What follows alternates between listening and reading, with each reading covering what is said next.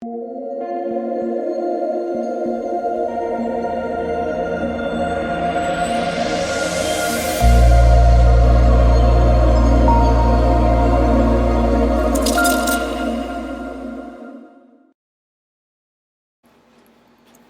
what is going on, guys? This is DK. Back at you with another video here for an early look breakdown of the 6-game slate for NBA on Friday. Yes, NBA again, guys, finally back.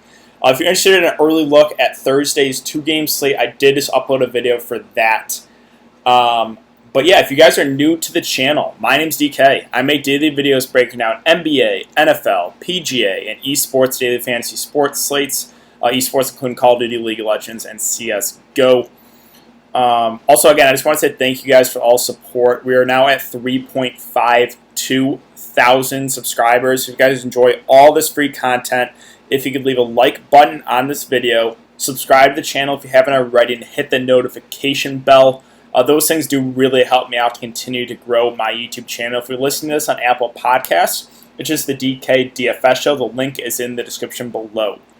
But yeah, with that all out of the way, let's jump into the video. So, we have another millionaire maker here for the NBA. This one a little bit different though. $25 entry, again, $1 million to first. On Thursday, it's a $4 entry, $1 million to first tournament.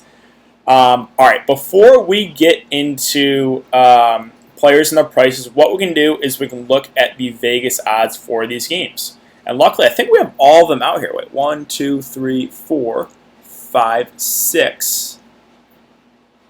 Yeah, we have all the games out right now. So, first game here with Magic versus Nets. Magic minus 225 favorites. 212 over under. 212 over under. And the Magic are 6-point favorites. We have Grizzlies versus Portland Trailblazers. 222.5 over under. The Trailblazers are 2-point favorites. We have the Suns versus the Wizards. Suns are minus 7.5-point favorites. For good reason, that Washington team is depleted. No Brad Beal. 225 over under there. Celtics and Bucks, that one should be a good one to watch. Maybe not so much for DFS purposes. 215.5 over under. Milwaukee 4.5-point favorites. Two pretty solid defensive teams. Kings and Spurs also 215 over under. Kings minus 2-point favorites. And we have Rockets versus Mavs. This one should be really fun to watch and probably a little bit better for DFS purposes. 225.5 over under. Rockets are 1-point favorites. Another thing I do want to mention is, there's things we have to worry about, and some of the teams that are clearly in the playoffs already, are locked in, or maybe can't really move so much in the seeding, are teams who might have to worry about a little bit for minutes, right? So the teams on the outside looking in, I think, are just going to run their stars into the ground. So, again, teams like, we have Phoenix is way out of the picture. They basically have to have an amazing run to make the playoffs. The Spurs, the Clippers, or not the Clippers, sorry, the Kings, the Trailblazers. And then we have Memphis right now as the 8th seed, but they have, a lot of teams on their back. In the Eastern Conference, we have Orlando and Brooklyn, with Washington kind of way back. So maybe not, again, they're, in my opinion, pretty clearly into the playoffs. I don't think Washington will be catching them. But that is something I wanted to bring up before I talked about these players. All right, so let's talk about news so far, like injury news, coronavirus concerns. Injury news here is De'Aaron Fox. He's at 7.6K. Right now he's dealing with an ankle injury, twisted his ankle, I believe, last week. So obviously something to keep an eye on. That is pretty big news. Kemba Walker, they have listed as questionable right now. He's been dealing with a knee injury. I don't think that's something that we have to overly concern ourselves with, but definitely something to keep an eye on. Jonathan Isaac is coming back from injury, dealing with that knee injury. We don't know his availability for the game next Friday. Bledsoe, I don't think he's going to make it back in time. Tested positive for COVID-19, not with the Bucks, obviously. So we'll see there. Kelly Oubre, let's see.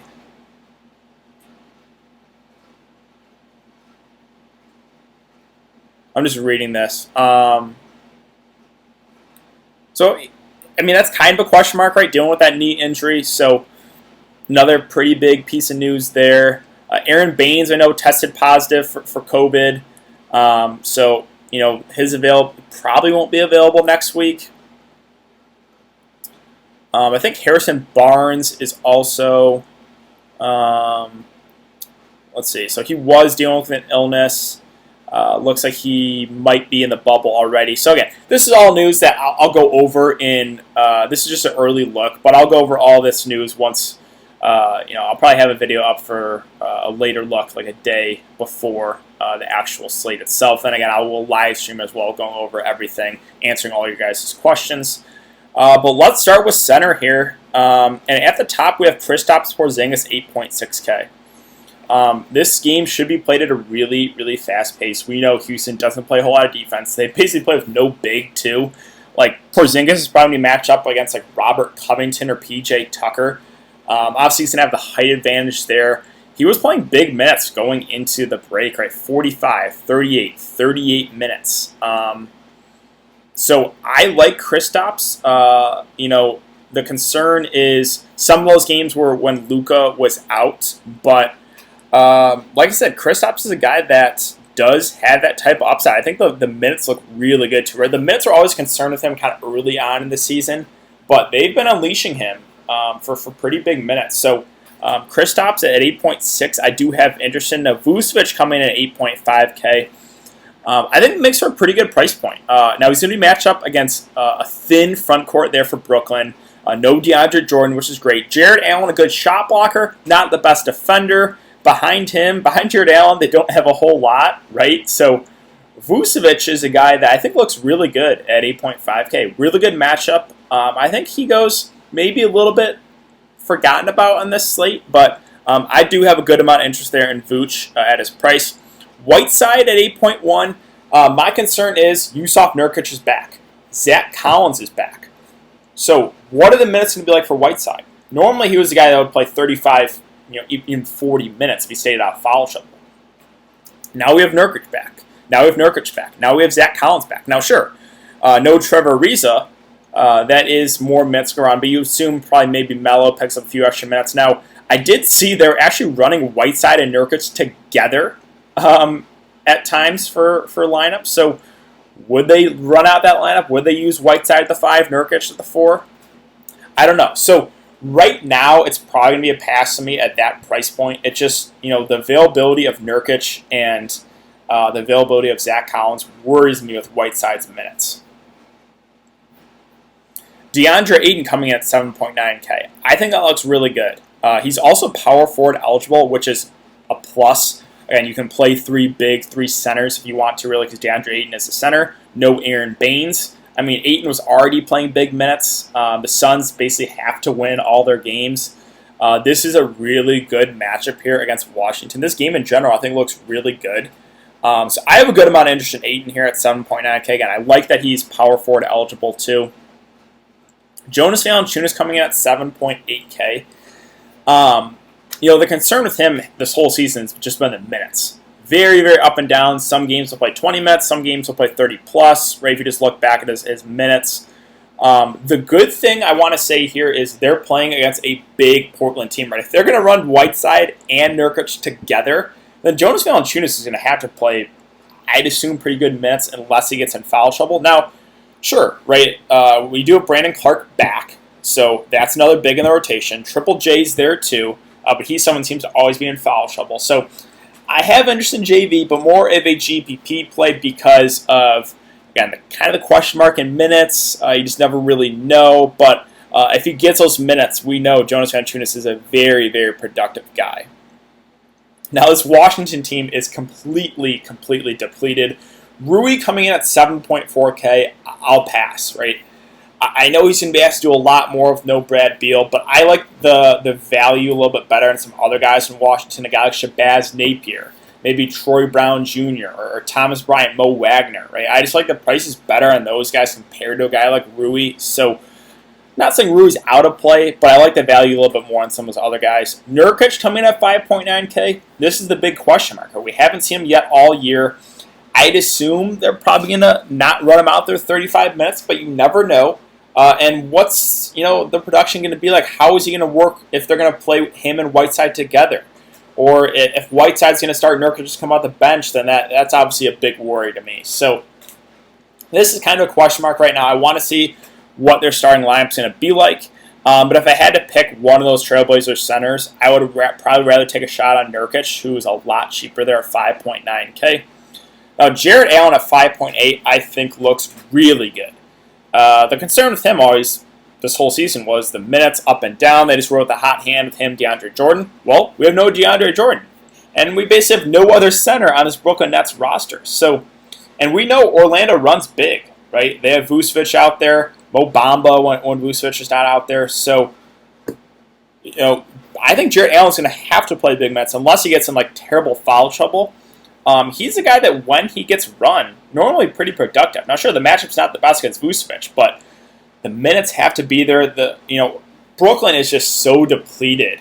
No Kyrie, obviously no KD, no Spencer Dinwiddie, no DeAndre Jordan. Who's going to score the ball for this team besides Karis LeVert, right? They did pick up Jamal Crawford, who we'll talk about, who I like a lot at his price or value. But, yeah, right now I think Jarrett Allen looks really, really good. I think he's going to have to play over 30 minutes. So I do like Jarrett Allen at that price. Rashawn Holmes at 5.1K. I think he goes a little bit overlooked. I did have to do a mandatory quarantine after leaving for, I think, picking up food. He came back and played 2 games before the coronavirus break. Only played 19 minutes. It kind of eased him back into it. But when he was starting, when he was healthy, he was a guy that was playing 30, 35 minutes a game and was pretty productive. Now, the worry here is he's going to go up against the Spurs, who might be running some small ball, right? No LaMarcus Aldridge. We just don't know what the Spurs are going to do. It's Greg Popovich. You never know. Jakob Poeltl will probably start, play 5 minutes. They have Drew Eubanks. They can use Rudy Gay at the 5. I'll talk about that more in a bit, but the Spurs are always a headache. That's a slight concern with Holmes, too, is if the Spurs run small ball, maybe they just run the elites at the 5. Let's see. Daniel Tice at 5K is a pass. Triple J at 4.9. They're really tempting me with this price point. I don't like playing this guy, but he's under 5K. I think he looks like a pretty good play. Now, know what you're getting into if you play Triple J. There is a really good chance he gets into foul trouble. He's just someone that always is in foul trouble. But if he can stay out of foul trouble, I think he probably plays over 30 minutes, and a 4.9K price point, in my opinion, is too cheap. So I do like Triple J a good amount there at his price. Let's see. Other options here, and Jakob Poeltl, who knows what the Spurs are going to do. They have him, they have Eubanks. They can use Rudy Gay. They pick up Tyler Zeller, another body. Yeah, I mean, if he starts, I think you got to consider him, but there's a good chance he could get popped, and Poeltl would start and play 5 minutes, and that's it. So, do you want to take a shot there? Again, it's always a headache trying to target any of the Spurs, really, besides his main guys like DeRozan, like Aldridge. Again, no LaMarcus Aldridge. He's out for the rest of the season, so someone's going to have to pick up that slack. We'll talk about DeMar DeRozan, who I think looks really good at his price, but let's see. Harry Giles at 4.7 is a pass with Holmes most likely, again, back and ready to go. Thomas Bryant, Mo Wagner. 4.6 for Bryant, 4.3 for Mo Wagner. So my concern here with Thomas Bryant is they kind of been limiting him in practices. We don't really know what the minutes are going to be like. He wasn't playing huge minutes before. They do have a decent amount of bigs on their roster, right? They have Rui, who will probably start the 4, Thomas Bryant, Mo Wagner, Jan Mahimi.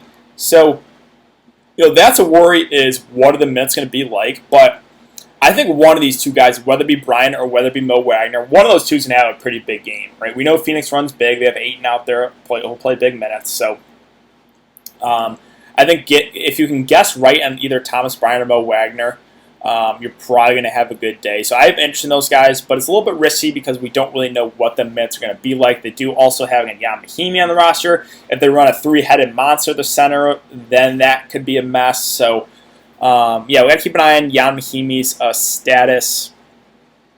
Brandon Clark at 4.1K. Also, I think looks pretty good. He was a guy that's probably going to play about 25 minutes off the bench. I just like the price on him. I like the price on Triple J. These Memphis guys look pretty good. So I do kind of like Brandon Clark there for value. Drew Eubanks is one of those guys that could get more minutes, right? What are the Spurs going to do? That's a big question mark. But he's got some hype in practice. Him, Keldon Johnson, who I'll actually bring up too. Again, they can use Rudy Gay. So, yeah, I think those are all guys you got to consider. But it's just, what is Popovich going to do? That's the big question mark. Again, they do a Tyler Zeller too they picked up. Yeah, Claxton is not. Who is the backup center again for the Nets? Is it Dante Hall? Yeah, Dante Hall. I think they have him out right now, but I think he's going to be the backup center. Again, the Brooklyn situation is a mess right now. But let's move on to power forward. So we have Giannis Antetokounmpo 10.5K. Not the best match against Boston. He was pretty solid defensively, but obviously you got to have interest in Giannis. Now the concern is, Milwaukee is basically locked into that number 1 seed in the East. So what are the minutes going to be like for these Milwaukee guys? That is a pretty big worry to me. Like, Giannis is already not playing huge minutes, and now that they're basically locked into the 1 seed, I'm concerned about it. Tougher matchup. I'll probably pass on Giannis. I think I like the other studs better. Again, it's kind of in that Houston-Dallas game. I like Harden, Westbrook, already talked about Porzingis, I like Doncic. So Giannis will probably be a pass for me. I'm just worried about the minutes. Tatum at 8.7. I'm not super excited about Boston guys either. They're a really deep team. Now it's basically everyone's healthy. Again, Kemba, I assume he's going to be available. I know Tatum's been playing well, but 8.7K is just too much for me to pay for him when everyone's healthy on Boston. Aaron Gordon at 7.2K, I think looks decent here. Him and Vucevic, I think are pretty good plays. Brooklyn's a team that doesn't play a whole lot of defense. This game's another game that I do kind of like targeting for DFS purposes. So I kind of like Aaron Gordon, him and Vucevic. I think I would slightly prefer Vuce to Aaron Gordon, but I think both those guys are definitely viable. Hayward at 6.8 up. I'm not really excited about anyone in Boston. Covington at 6.1 seems priced about right. You know what you're going to get with him. He's going to play big minutes. He can get hot behind the 3-point line, so I think he's a viable GPP play. Sarge at 5.8, I'll pass. Melo at 5.4, I'll pass. With, again, a lot of those guys now coming back for Portland. Oubre, I guess that is kind of a question mark if he's going to play or not. If he misses, could be a boost from those other Phoenix guys. Let's see, Rudy Gay's a candidate for more minutes with no LMA. It's just, what are they going to be like, right? 36 against Cleveland, 20 against Dallas. We don't know. So I think he's someone that's in play, but again, I always got to worry about what Popovich is going to do. If we scroll down here, not a whole lot I'm really liking. Again, I already mentioned Brandon Clark. I like a good amount of his price. Triple J. All those Memphis guys seem a little bit too cheap. Runius Kurucs, 3.3K. Looks like he's going to be the starting power forward for Brooklyn. And he's a guy that might be asked to play the backup 5, too. So Brooklyn is a team right now I want a lot of exposure to. I already talked about liking Jared Allen. Again, Kurucs is a guy, not super productive, but if he's going to start the 4 and, kind of play maybe those backup 5 minutes at almost min price, I think he's someone that you have to consider. So I have interest in Kurucs. Again, I already talked about Jared Allen. Karis LeVert's one of the best plays in the slate, in my opinion. You have Jamal Crawford, who, if he's going to be in the rotation, I think looks really good at his price. So there's a lot of Brooklyn guys that I like. There's a lot of value on the slate. Right now, it's kind of leaning towards that stars and scrubs build because there's a lot of good value. Again, there's some spend-ups we'll talk about that I like. Zach Collins, he is min price. Again, big question mark is what is Portland going to do with these minutes with Nurkic, Whiteside, Zach Collins? I'd assume Collins probably comes off the bench. I think you can take a shot there in GPPs. But again, the worry is the minutes.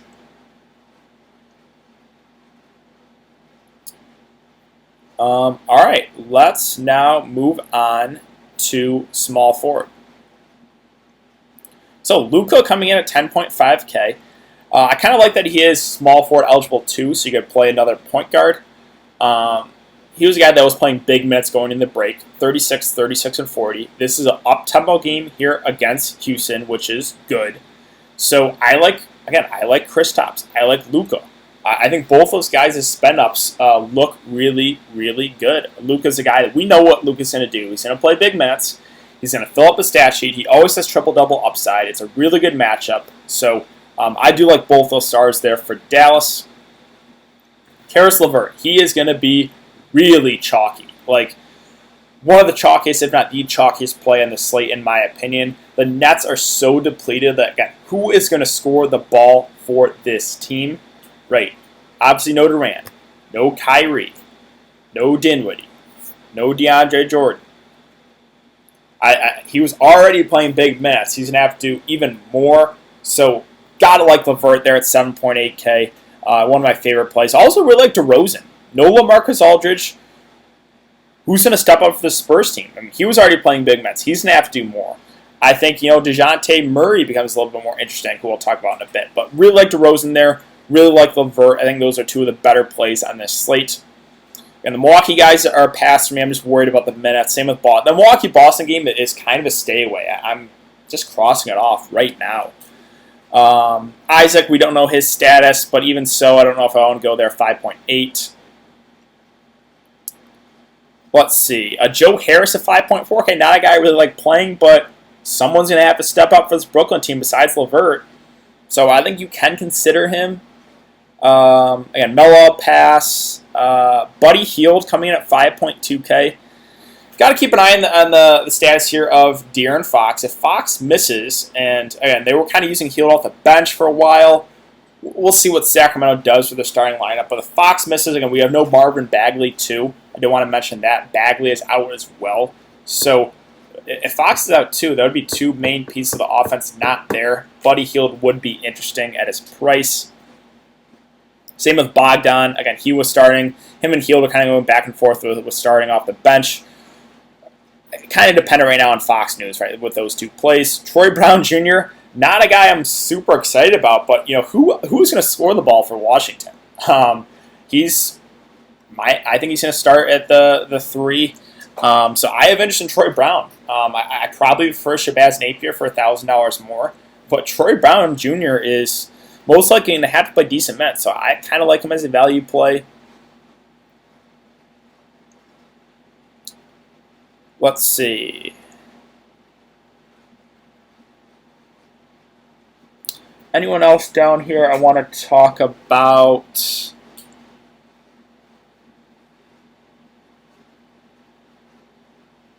Oh, I think Connaughton has COVID too. But again, either way, Milwaukee's still a really deep team. Worried about the minutes. Keldon Johnson has been getting some praise in Spurs practices. He was getting some run before the break. I think you can consider him as a dart throw for GPPs. Let's move on to shooting guard now. So we have Harden at 11K. I don't think these guys are going to be rested too much. Mike D'Antoni just loves running these guys into the ground. Westbrook and Harden, in my opinion, will still play big minutes. You got to have interest in Harden, right? 11K. We know he's going to play basically the whole game. It's a good matchup. He's a guy that, when playing well, can put up 70, 80 fantasy points. So, yeah, I think you have to consider him as a spend up. Again, I like Booker at 8.8K. Really good matchup against Washington. Him, DeAndre Ayton, especially if Kelly Oubre is not available to go. I think those two guys would look pretty good. That game in general looks pretty appealing. CJ with Lillard back, Nurkic back. Zach Collins now there. I don't want to get to him at his price. And the Boston guys are stay away from me. Hardaway I'm not getting to with Luka and Porzingis healthy. Terrence Ross, that's too expensive at 5.7. Shabazz Napier at 5.7. He's one of my favorite plays right now for his price. Again, the thing is, who is going to score the ball for Washington? No Brad Beal. Their lineup just looks gross. I think they started Shabazz Napier, Isaac Bamba, Troy Brown, Rui, and I think Thomas Bryant in their scrimmage. Yeah, Shabazz is going to have to do a lot. We've seen when he was, Minnesota, right, coming off the bench, and when he would get minutes, he was productive.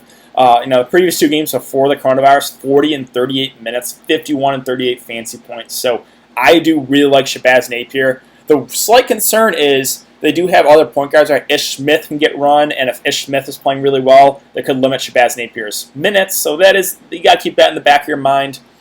Derek White at 5.7, just I'll pass. I would rather get to DeJounte Murray at a similar price.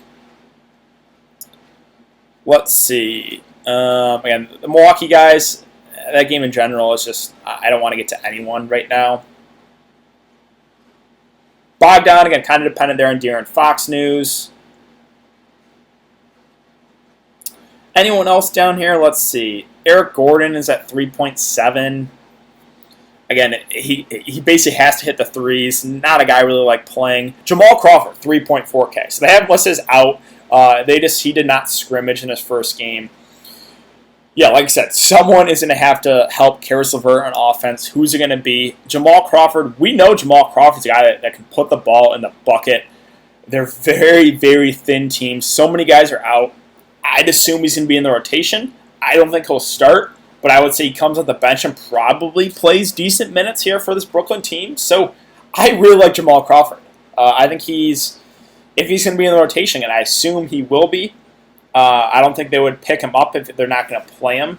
So, I like Jamal Crawford a good amount at his price. Again, the minutes are the question marks. We haven't seen him at all this year. Obviously, new addition to Brooklyn. But we know, like, Jamal Crawford, he had a big game with Phoenix last year. I forget how many points he scored. Was it 50 or so? He put up a big game. So, yeah, got to really like Jamal Crawford there. Again, the worry is, what are the minutes going to be like, though, for him? No Dinwiddie, I already mentioned that. No Kyrie, obviously no KD. No DeAndre Jordan. Again, no Brad Beal, I mentioned there for Washington. All right, let's now move on to point guard. So, already talked about Harden, already talked about Westbrook. Doncic. We have Westbrook at 9.4K, who was in really good form going into that break. Was playing pretty well. Again, the minutes are always going to be there for him. Him and Harden are similar plays. And when you have, a $1,600 difference there with Harden or Westbrook, I think I'm probably going to prefer Westbrook for his price. Now, again, I like both, but I think I slightly prefer Westbrook for his price there. Lillard at 9.3, it's a good match against Memphis, but with everyone now kind of healthy for Portland, I'm not super excited about that play. And kind of the same thing with CJ for that reason. They're a fully healthy team. Rubio at 7.4, again, it's a good matchup, but don't know if I want to. He kind of have upside games. I know he was in decent form before, but it just kind of feels like a lot. Like, I would rather get to Devin Booker. I'd rather get to DeAndre Ayton personally on this Phoenix team. John Moran at 7K against Memphis team is going to have to fight off a lot of those teams going for that 8th seed. It's a decent matchup against Portland, right? Damian Lillard, CJ McCollum, not the best defenders. The minutes were looking good before the break, 32, 31, 35 minutes. 7K, I think, looks decent. I don't think it looks like a bad play. Doesn't look like a great play, though. I think he'll be someone that probably goes a little bit overlooked in the slate. DeJounte Murray at 6.1. The question mark always with him is just the minutes, right, on the Spurs team. Besides, like, Aldridge and DeRozan, and we have no Aldridge. Everyone else's minutes are always kind of up in the air. I think he makes for a good GPP play, right? Someone is going to have to help out DeRozan there on offense with no LMA. I think DeJounte Murray is one of those guys that can definitely help out. What are the minutes going to be like? It's Popovich as a coach, but we've seen, right, in those 2 of the last 4 games, 40 and 49 fantasy points. So obviously he has that type of upside. I like him for GPPs. And I assume Bledsoe's not going to be available. I already talked about really liking Shabazz Napier.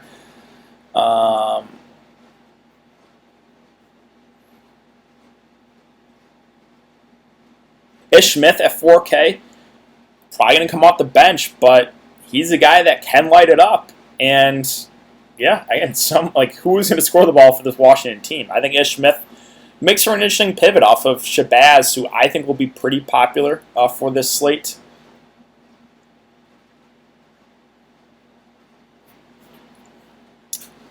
Kojo at 3.2K. Could be asked to play.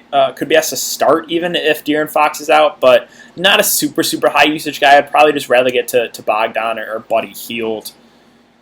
Washington did pick up Jerian Grant, so that's another point guard on this team. Got a slight concern there. There to have Ish. There to have Shabazz Napier.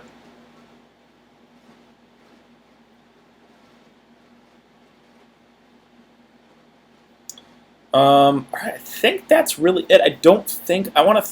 Let me go through the rosters one more time. I want to make sure I'm not missing anything. And I'll have another video up, but this is just the early look.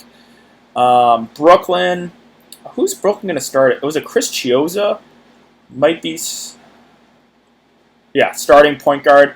I think he's someone that you can look to for sure for value. 3-point. Again, this Brooklyn team is just super, super thin, right? So looking at this roster is pretty gross. Makes you want to throw up. But LeVert, Jared Allen. I don't think I want to play Garrett Temple, but he's viable. I already talked about Joe Harris. Chris Giozza, I kind of like for if he's going to start at point. Jamal Crawford, I'd assume is going to get good minutes off the bench. Karooks is viable. There's a lot of good plays here in Brooklyn. They're a thin roster, and someone's going to have to help LeVert, so I have interest in them. But yeah, I think that's really going to do it for today's video, guys. So if you have been enjoying the content so far, I'd really appreciate it if you would like on this video, subscribe to the channel if you haven't already, and hit the notification bell. If you're listening to this on Apple Podcasts, a 5-star rating and review would be greatly, greatly appreciated. Like I said, guys, it's great for the NBA to be back. I know we still have a little over a week until these games start, but wanted to get an early look video for both Thursday and Friday slate. So thanks again for everyone to come and check the video. Hope you guys all have a good day, and I will see you all in the next one.